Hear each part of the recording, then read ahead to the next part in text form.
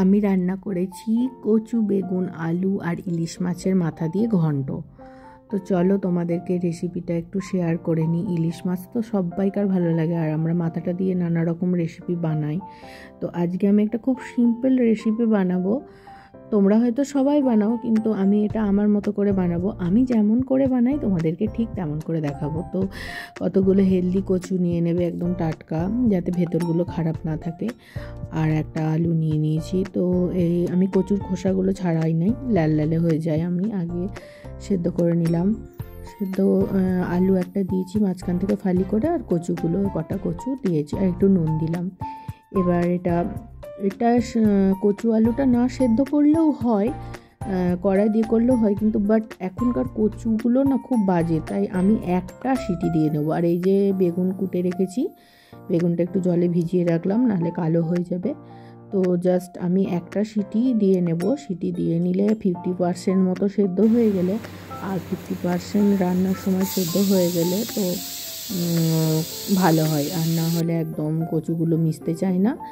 তো এই যে আমার সেদ্ধ হয়ে গেছে। সেদ্ধ হয়ে গেলে, ঠান্ডা হয়ে গেলে এবার আমি এই ছালগুলো ছাড়িয়ে নেব। তো একটা কি এমনি কষিয়ে কচু, আলু, বেগুন কষিয়ে একসঙ্গে ইলিশ মাছের মাথাটা দিয়েও রান্না করা যায়। তো আমি এরকমভাবেই করেছি।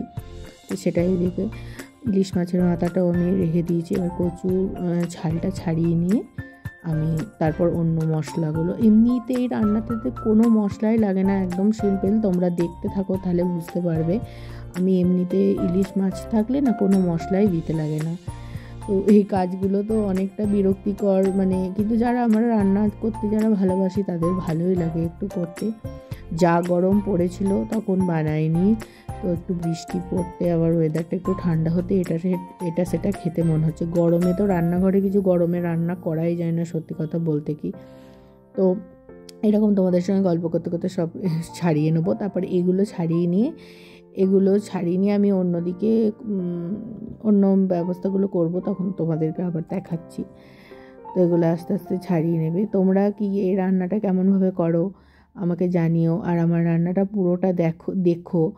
আমি প্রথম ভিডিও বানাচ্ছি, তো ভয়েস দিতে যাওয়ার সময় একটু অসুবিধা হচ্ছে যে কীভাবে ভয়েস দেবো না দেবো, কিন্তু তবুও আমি চেষ্টা করছি যাতে তোমাদের ভালো লাগে। তো এইভাবে সবগুলো ছাড়িয়ে নিলাম।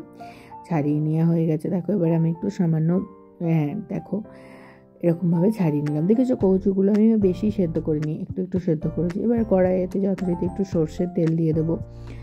আর ইলিশ মাছের যে কোনো রান্নাতে একটু তেলটা দেখবে বেশিই লাগে। অল্প তেল দিলে রান্না যেমন মশলাটা কম লাগে, সেরকম কিন্তু তেলটা বেশি লাগে। তাই আমি একটু সর্ষের তেল দিয়ে দিলাম। আর এর মধ্যে আমি ফোড়নে দিয়ে দেবো কালো জিরে। এই তেলটা একটু জাস্ট একটু তেলটা গরম হবে, তারপর আমি এর মধ্যে কালো জিরে দেবো। কালো জিরে যখন একটু হালকা হয়ে যাবে, গন্ধ উঠে যাবে, তখন আমি এর মধ্যে ডুমো করে রাখা যে বেগুনগুলো কেটে রেখেছিলাম, সেগুলো আস্তে আস্তে বেগুনগুলো দিয়ে দেবো। বেগুনগুলো দেওয়া হয়ে গেলে, বেগুনগুলো যখন দেখো বেগুনগুলো দিতেই জল ছিল, তো ছিটকে লাগছে। জলটা ঝরিয়ে রাখলে ভালো হতো, যাই হোক জলটা দিয়ে দিয়েছি বলে আরও ছিটকাচ্ছে। তো বেগুনগুলো ভাজা হয়ে গেলে বেগুনগুলো ভেজে নিলাম। বেগুনগুলো একটু ভাজা হবে। ভাজা হতে আমি এর মধ্যে ইলিশ মাছের মাথাটা দিয়ে দেবো। তো একসঙ্গেই আমি এটা ভেজে নেবো। আগে ইলিশ মাছের মাথাটা তোমরা ভেজে রাখতে পারো, আর সেই তেলেতে বেগুনটা ভাজতে পারো, কিন্তু আমার মনে হলো যে ইলিশ মাছের মাথাটা আগে ভেজে নিলে গন্ধটা চলে যাবে। তো বেগুনের সঙ্গে যদি আমি ভাজি, তো বেগুনের সঙ্গে ভাজলে কি হবে, তাহলে গন্ধটা আরও থাকবে তরকারিটার মধ্যে। তাই আমি বেগুনের সঙ্গে এই বেগুনগুলো হালকা একটু ভাজা হয়ে গেছে, তারপর আমি ইলিশ মাছের মাথাটা দিয়ে দিলাম। ইলিশ মাছের মাথাটা তো খুব খড়া করে ভাজবো না, জাস্ট একটু সেদ্ধ হয়ে গেলে আমি এটা সেই রকমভাবেই ভাজবো। খুব খড়খড়ে করে ভাজবে না, তাহলে গন্ধটা চলে যাবে। এটা ভাজা ইলিশ মাছটার সঙ্গে বেগুনটা ভাজলে কি হবে, এর ইলিশ মাছের যে গন্ধটা সেটা বেগুনের মধ্যে লেগে যাবে, তো আরও ভালো লাগবে, আরও টেস্টি লাগবে। এই জন্য আমি এরকমভাবেই ভাজি। তোমরা কীভাবে তার তরকারিটা করো আমি বললো। এবার একটু কাঁচা লঙ্কা দিয়ে দিলাম। এই তরকারিটা খেতে আমাদের বাড়িতে সবাই খুব ভালোবাসে, বিশেষ করে এটা মশলা ছাড়াই আমি বানাই। এবার দেখো আমি যে কচু, আলু আর এটা ছাড়িয়ে রেখেছিলাম, দেখেছো সেদ্ধটা কেমন করেছি, জাস্ট এখনও কষানো যাবে এরকম সেদ্ধ করেছি। কারণ খুব সেদ্ধ করে দিলে তরকারিটার টেস্টটা নষ্ট হয়ে যাবে, তাই এগুলো একটুখানি পিস পিস করে কেটে নিলাম। প্রথমে আলু, কচুটার ছাল ছাড়িয়েও তোমরা সেদ্ধ করতে পারো, তবে ছাল ছাড়িয়ে সেদ্ধ করলে গলে যাওয়ার চান্সটা বেশি, ওই জন্য আমি ছাল হতেই সেদ্ধ করে নিয়েছিলাম। আবার অনেক জায়গার কচু আছে খুব ভালো তাড়াতাড়ি গলে যায়, তো সেটাও তোমরা এমনি রান্না করতে পারো। আমি এইভাবেই করি, তাই এইভাবেই তোমাদেরকে দেখালাম। তো এগুলো কাটা হয়ে গেছে, আর ওদিকে আমার মনে হয় মাছটা আর বেগুনটাও ভাজা হয়ে গেছে। এবার আমি দেখো মাছটাও মোটামুটি ভাজা হয়ে গেছে, এবার আমি বেগুন কচুগুলো এর সঙ্গে দিয়ে দিলাম। আমি দেখো শুধু মশলা কিন্তু দিয়েছি কাঁচা লঙ্কা আর কালো জিরে, আর বেগুনগুলো ভাজার সময় সামান্য নুন হলুদ দিয়েছিলাম, আর মাছটার মাথাতে একটু নুন হলুদ মাখিয়ে নিয়েছিলাম, আর কিন্তু আমি তেমন কিছু মশলা দিইনি। এবার আমি মাথাটা ভেঙে নেব, মাথাটা ভালো করে ভেঙে নেব, তাহলে কি হবে, মাথাটা ভেঙে নিলে টেস্টটা বেশি হবে মাছের।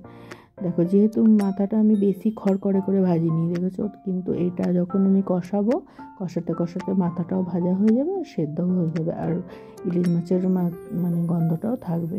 তাই আমি এভাবে করি। এবার ভালো করে ঢেকে দিলাম একটুখানি, ঢাকা হয়ে গেলে 2 মিনিট 3 মিনিট ঢাকা থাকলো, তারপরে একটু আবার দেখো মজে গেছে, আবার এটা একটু ভালো করে কষিয়ে নিলাম। এবার আমি ইলিশ মাছের মাথাটা পুরোটাই ভেঙে দেবো।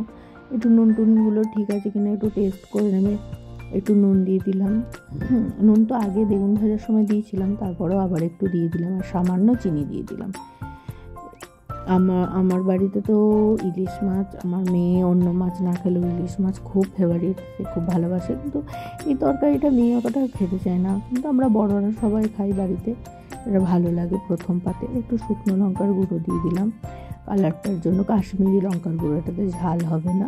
যাই হোক, একটু সামান্য, যারা ঝাল খাও তারা আরও কাঁচা লঙ্কা দেবে। আমি অত কাঁচা লঙ্কা মানে অতটা আমাদের বাড়িতে কেউ ঝাল খায় না, তাই আমি কাঁচা লঙ্কা দিই না। দেখো মাথাটা আমি পুরোটাই ভেঙে দিলাম, পুরোটা ভেঙে দিয়ে মিশিয়ে দিলাম, দিয়ে আবার একটু কষতে থাকলাম, আর 2 মিনিট মতন কষে নিয়ে দেখো তরকারিটা আমার পুরোটাই রেডি হয়ে গেছে।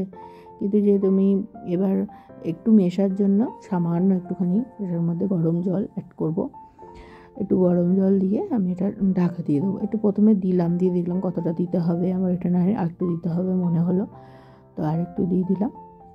এবার আমি এটা জাস্ট একটুখানির জন্য, মানে এই 2-1 মিনিট মনে রান্নাঘরে ঢাকা দিয়ে একটু অন্য কাজ করলেই এটা হয়ে যাবে।